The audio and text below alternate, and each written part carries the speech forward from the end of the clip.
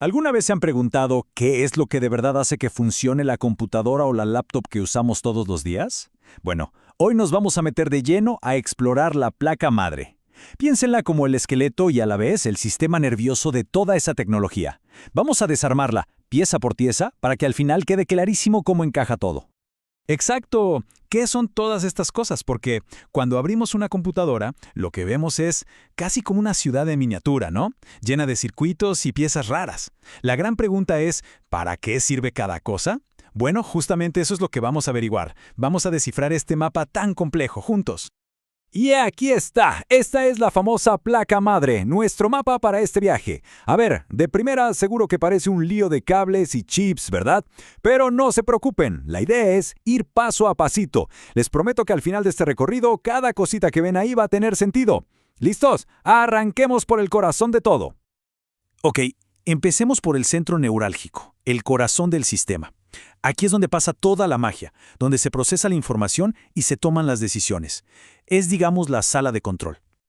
Miren bien esta zona del centro. Si la placa madre fuera una ciudad, esto sería como el distrito financiero y el gobierno todo en uno. Aquí están las piezas más importantes, las que van a definir qué tan rápida y potente es la computadora. Ahora sí, veamos qué es cada cosa. Justo ahí, en ese cuadradito. En ese zócalo, ahí es donde va el cerebro de toda la operación, la CPU, la unidad central de procesamiento. Esta cosita es la que hace todo. Ejecuta las instrucciones, hace los cálculos. Sin esto, la computadora sería literalmente una caja de metal y plástico sin vida. Claro, un cerebro que trabaja tanto, inevitablemente, genera un montón de calor. Y el calor es el enemigo número uno de la electrónica. Por eso, justo encima de la CPU se pone esto, el disipador. Su única misión es mantenerla fresca, evitar que se sobrecaliente y así permitir que trabaje a toda máquina sin problemas. Bien, muy cerquita de la CPU tenemos esta otra pieza clave, el chipset Puente Norte. Para que se hagan una idea, imaginen que es como el controlador de tráfico principal. Se encarga de la comunicación súper rápida, la de alta velocidad. Conecta directamente al cerebro, la CPU, con la memoria RAM y la tarjeta de video, los componentes más rápidos del sistema. Y si hay un puente norte, tiene que haber un puente sur, ¡claro! Este es su compañero de equipo.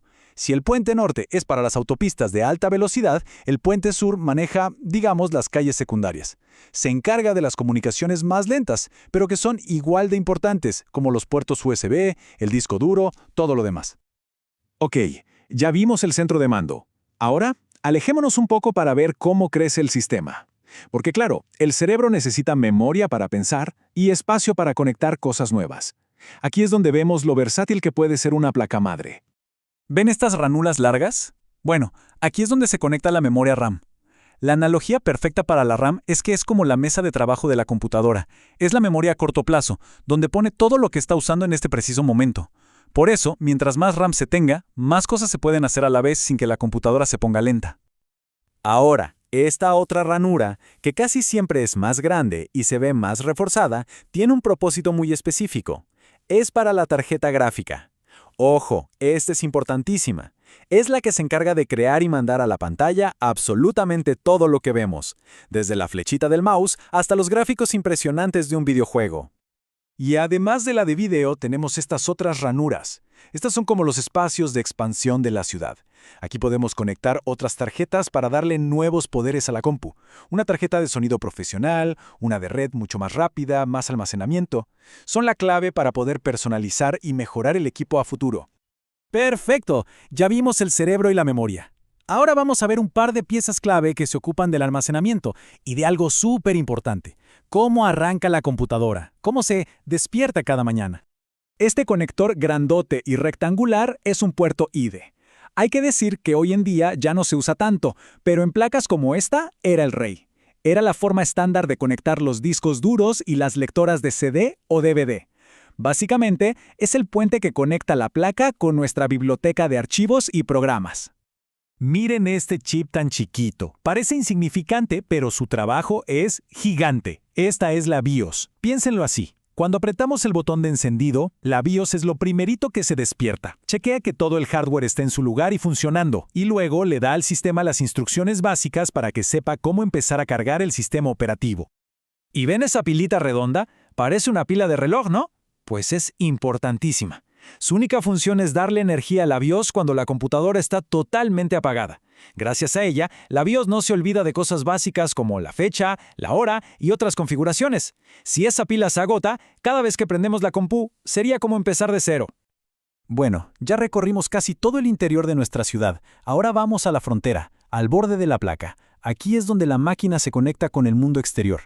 Estos son sus puertos de comunicación, sus ventanas y puertas. Justo en esa orilla están todos los puertos de conexión. Ahí están, por ejemplo, los puertos USB, que hoy sirven para conectar prácticamente de todo. Y también ese puerto más ancho, el puerto paralelo, que antes era el típico para las impresoras. Entonces, todo este bloque de conectores juntos son, en esencia, la puerta de entrada y salida de la computadora. Es por aquí por donde conectamos el teclado, el mouse, el monitor, en fin, todo lo que nos permite comunicarnos e interactuar con la máquina. Muy bien. Ya hicimos el viaje completo. Desde el cerebro, el mismísimo corazón de la computadora, hasta los puertos que la conectan con nosotros. Ahora, demos un paso atrás y veamos la imagen completa, para que veamos cómo todo esto encaja a la perfección. Y aquí está la clave de todo. Como pueden ver, cada uno de los componentes que revisamos, desde la poderosa CPU hasta el puerto más chiquito, tiene un lugar y una función súper específicos. No hay nada al azar. Es un sistema perfectamente interconectado, donde cada pieza necesita de las otras para que el conjunto funcione. Al final, lo que tenemos que entender es que la placa madre es mucho más que un simple circuito. Es de verdad como una ciudad en miniatura, una metrópolis de silicio. Tiene sus autopistas por donde viajan los datos a toda velocidad, sus centros de poder y sus barrios especializados. Y todo, absolutamente todo, trabaja en una sincronía perfecta. Y todo esto nos deja pensando en el futuro, ¿no? La tecnología avanza sin parar, todo es cada vez más pequeño, más integrado. Entonces la pregunta es, ¿seguirán existiendo las placas madre como las conocemos? ¿O en unos años el interior de una computadora será algo totalmente diferente? Algo que ni nos imaginemos. Ahí se los dejo, para pensar.